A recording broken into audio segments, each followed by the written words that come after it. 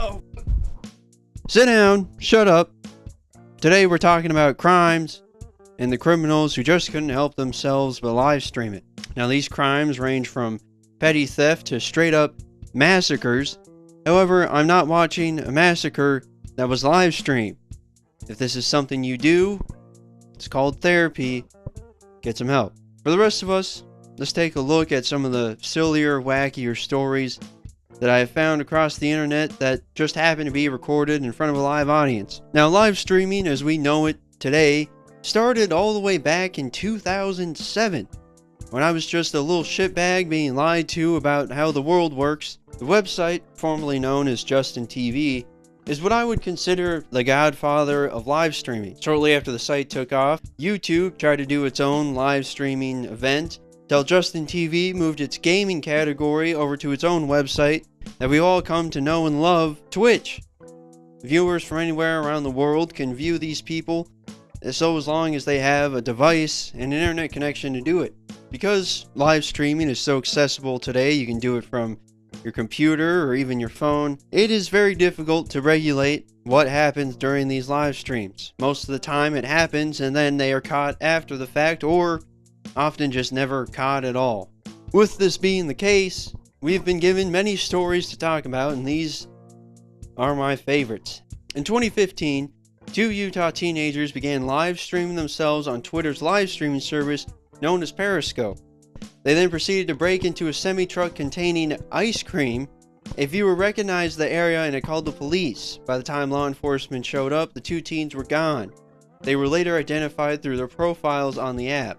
The amount of shit, I mean, this is in 2015, so I know it's not like a super long time ago, but even back then, the amount of shit that people would just put on the internet, like just casually, like full government names, social security. You go on their Instagram, it's not privated. They're like, this is my family, this is my dog, this is my cats, this is my sister, these are my parents, these are my grandparents, this is my house, this is the house number, this is the street I live on.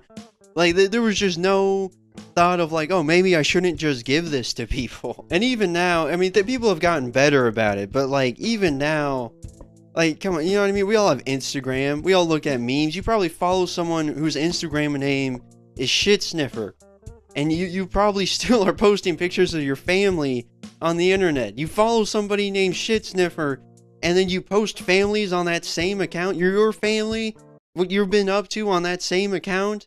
Once police confronted them at their homes, they admitted to stealing multiple tubs of ice cream. Not only that, but didn't keep any of it, instead leaving it on the porches of their friends' home. Do you think the cops had to go back for that ice cream? That would piss me off so much. They'd knock on the door like, police! And I open it, I'm eating the tub of ice cream. Yeah? We're gonna have to confiscate that ice cream. Fuck you mean you're gonna take this? Ain't my fucking ice cream. These 2 teens face charges of burglary and theft. That's bullshit. I'm sorry, ice cream?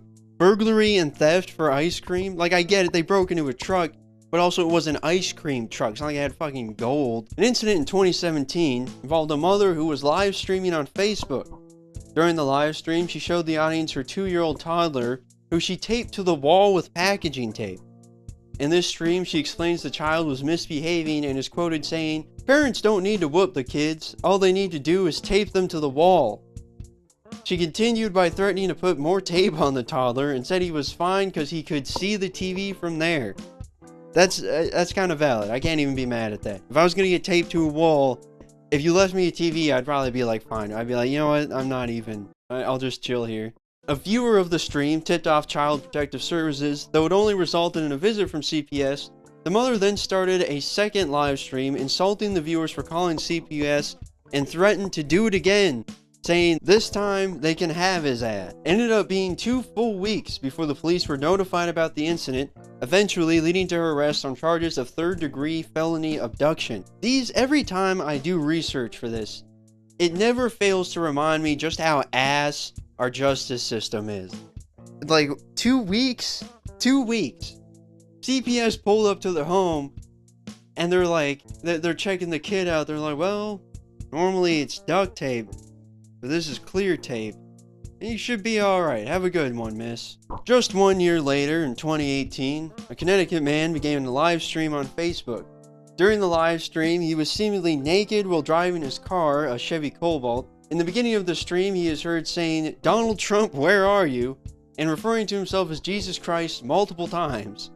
He then began speeding towards the emergency room doors of a hospital building while shouting, "I've come to expose you as the Antichrist, protecting the Illuminati, the 1%. These ramblings continued until he goes quiet and proceeds to drive through the doors of the hospital. He is then seen exiting the vehicle and out of view from the camera, yells, "Death to the New World Order!" as he pours flammable liquid over himself and sets himself on fire.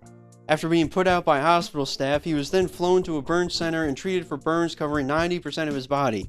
An investigation noted he had a long history of violent crimes as well as playing guitar in a band. That's the best part, is playing guitar. Because, like, do you think that maybe he also set himself on fire while he was playing guitar? I mean, that's like the cool, that's, I'm just saying, that would be sick as hell.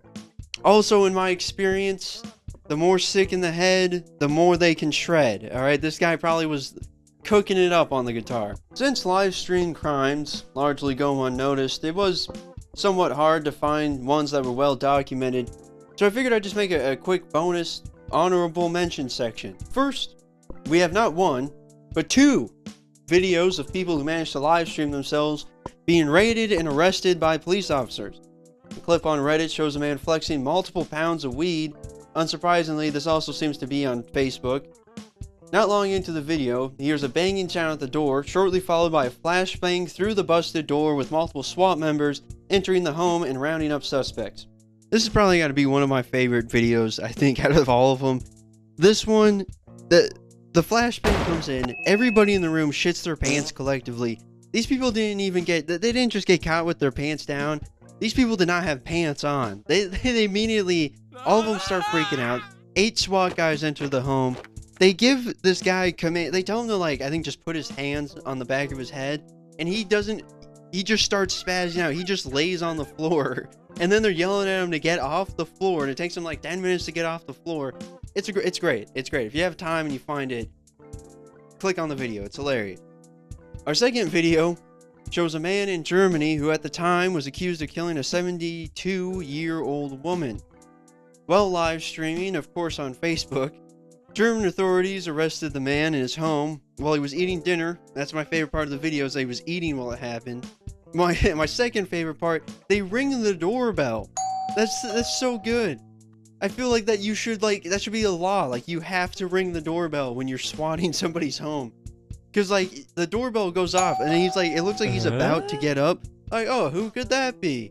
And then fucking kicks down the door, and he's like, oh my god. They knocked over his table. My man was eating off a little card table from, like, fucking Menards or something. And they knocked over his table, his drink spills all over the floor, Chinese food everywhere. In this third video, a Frenchman, that might be a slur, I'm sorry, live streamed himself, this time on TikTok, robbing a bank. Earlier that day, he announced on Facebook under the name Bank Robber of his plan to live stream. I read TikTok and I was like, thank God. And now Facebook still found its way into the story. Of course, he had to announce on Facebook. In this stream, he is seen entering the bank and is to have translated to have said, all right, everybody, this is a hold up. Give me the money. I need it. Go, hurry. Thank you. Have a nice day. What a nice fella. He is then seen leaving the building shortly after dropping his phone and returning to retrieve it. He was, of course, caught and arrested promptly. Now, this last one, there's not much to talk about. I just thought it was hilarious. I came across a Reddit post of a guy live streaming in prison. And he was, during the live stream, he was, like, rolling a joint, smoking a cigarette, having a good time. And then the entire time, he's just complaining about the lack of viewers, while at the same time being roasted by his fellow inmates for the lack of viewers. I mean, look, every time I come across a video that involves prison, it just makes me want to go to prison. Every time. They're like, look, I got this TV, I have a nice bed, I'm by myself. If I ask nicely, you know what I mean? There's drugs. They always have drugs somehow. I was like, what? It doesn't seem like a bad time, but I'm sure it is. I'm not going to prison. Yeah. Just remember that whenever you're watching a live stream, anything can and most likely will happen. If you're hoping something does, Facebook. Facebook. Their motto should be, where every live stream is a crime spree. At least after this story, I believe that. One second, you're watching a guy play Marvel Rivals, and the next, he's being raided for a crime that he thought he got away with. Now, of course, it's pretty simple. Just don't commit crimes, and if you do, for the love of God, don't live stream it. It's not impossible. Just don't put it on the internet. It's, you know what I mean? Like, I feel like what do we even need Palantir for? People just live stream their crimes now. Anyways, as always, that's all I got. Have a good one, folks.